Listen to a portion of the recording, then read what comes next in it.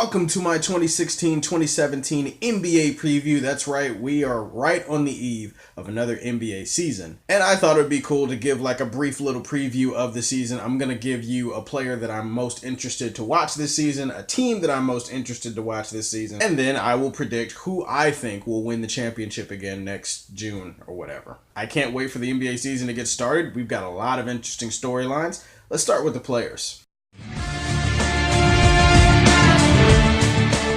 There are a lot of interesting directions I could go with for a player that I'm most interested to watch. Obviously, the easy answer is Dwayne Wade in Chicago because Dwayne Wade is my favorite player. Still heartbroken over him leaving Miami. No, seriously, I haven't completely gotten over it. I'm trying, though. Or I could go with Russell Westbrook in Oklahoma City. Because, you know, hell hath no fury like a Westbrook scorn. Go with Kevin Durant in Golden State. I could go with LeBron or Kyrie in Cleveland. What I'm going to do is I'm going to stick with Golden State, and I'm not going to go with Kevin Durant. I'm actually going to go with a guy that's been there already who might have less pressure on him, still high expectations, and that's Steph Curry. Steph Curry had a former MVP come to his team this season, but if you look at the 2016-2017 finals, Curry, there's no getting around it. Curry choked. He played like shit. Yeah, I get it. He was hurt or banged up or whatever, but the facts are the facts. I mean, he was still out there, and he still showed up with 17 points in Game 7 of an NBA Finals, and for most of the series, didn't look like himself. So, I'm kind of interested to see how Curry bounces back from that. I'm kind of interested to see if Curry is going to be able to rebound, and if he made any improvements to his game. Life should be a little bit easier for him now that Kevin Durant, or at least a guy like Kevin Durant, you add that with Klay Thompson and Draymond Green. We just know the Warriors are going to be good again. We know that. You would argue that he's not going to be the MVP or that he can't be the MVP anymore with all the caliber of talent around him. Still very interested to see how he bounces back. When LeBron James failed in the 2011 finals and he like flailed and crumbled or whatever, he became like the most interesting player in the league to me because I wanted to see how he adjusted and how he bounced back. If Curry doesn't bounce back from this disappointing final series, this could come to define him in a really bad way. I'm going to be keeping my eyes on the babyface assassin this year. I mean, last year led the league in scoring, had a great all-time year. This year you had an extra talented teammate and it kind of takes the pressure off of you, but not really. I want to see how Curry bounces back from that and see how he elevates his level of play and how he rises to the occasion.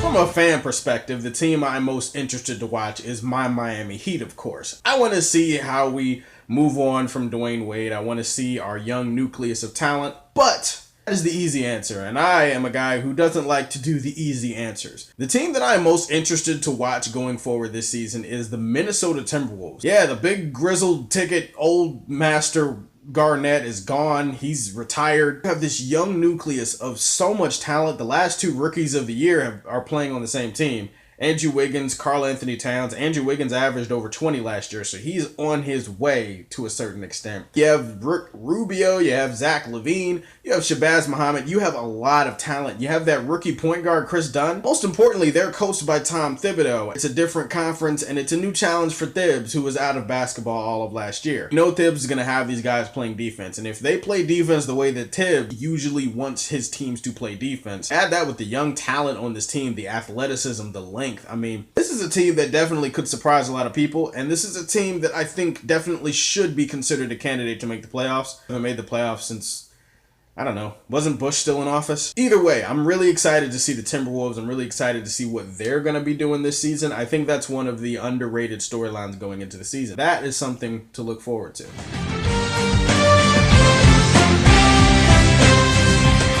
Obviously, the last 2 years, the Cavaliers and the Warriors have met in the finals, and a lot of people think that the Cavs and Warriors are going to meet in the finals this year. But no. I am here to tell you definitively that the Sixers and the Kings are going to represent...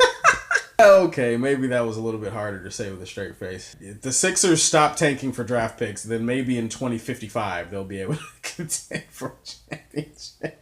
The way I look at it is pretty simple. In the East, you have the Cavaliers and then you have everybody else. And I don't care what other teams did to improve. As long as the Cavaliers have that LeBron guy and as long as they have Kyrie and Kevin Love and they have a team that top to bottom is just more talented and better than every team in the conference, you can rest assured that LeBron's going to make it back to his 7th finals. Kevin Durant added to the Warriors, it puts them on a talent level that no other team in the West can really match right now. I'm not saying it'll be easy for the Warriors. I'm not saying they won't have their struggles. And I'm not saying that some of their depth didn't take like a huge hit this summer. What I'm saying is that they're still talented enough to get to the finals. At that point, however, I think I'm going to roll with the Cavs. And this time, I think there's an outside shot they could get home court advantage, which we all know in a finals could make all the difference in the world. Didn't make that much difference for the Warriors in this past year, but still.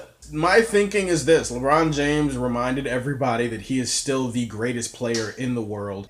If he could go back-to-back with Miami, why can't he go back-to-back with the Cavaliers with a younger core, with Tristan Thompson still under 30?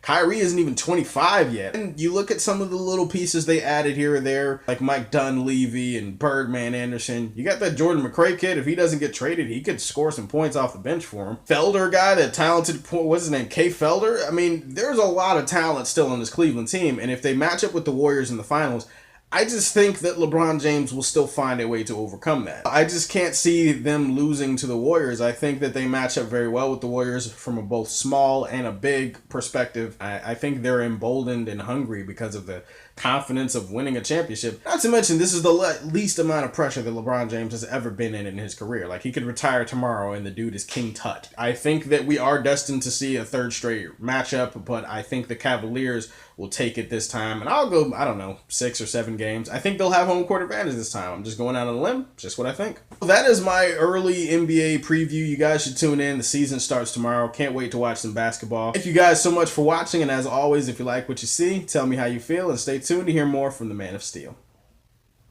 Peace. Hola, Ovito, that's what they saying when I roll up with my people. My music banging like Vatos Locos, got rap in the choco, and I won't surrender it with beats by Timberland, Calle, De La Boca. My baby, all I wanna do is stroke you all crazy.